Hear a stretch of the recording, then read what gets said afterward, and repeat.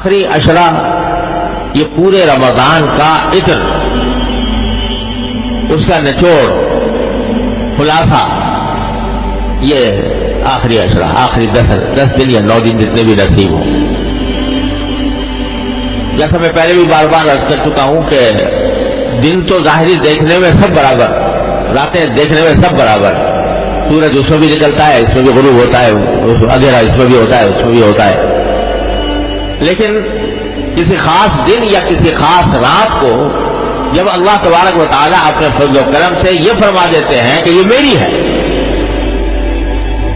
یہ میری ہے، میرے رحمت کی ہے، میرے انعامات کی ہے، تو وہ رات اور وہ دن دوسرے دنوں اور راتوں پر سبقت لے کر پہنچا جانے، کہاں سے کہاں پہنچ جاتا۔ تو یہ 10 دن جو آنے والے ہیں اور خاص طور سے اس کی 10 راتیں، یہ پورے رمضان کا عطر ہیں۔ اور اگر بالفرض ہم نے 18-19 دن جو ہیں، 20 دن وہ غفلتوں میں گزارے ہوں،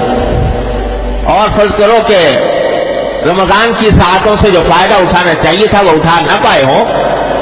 تو اللہ تعالیٰ نے یہ 10 دن دے رکھے ہیں کہ چلو اگر اب تک کچھ نہیں کیا تو ان 10 دنوں کے اندر میرے پاس آ جاؤ، ان 10 راتوں میں میرا قرب حاصل کرو۔ اللہ تبارک و تعالیٰ نے یہ 10 دن بڑے عجیب رکھے، اور بعض روایتوں کے اندر آتا ہے کہ یہ 10واں حصہ جو ہے رمضان کا، یہ عتق من النیران، آگ سے آزادی کا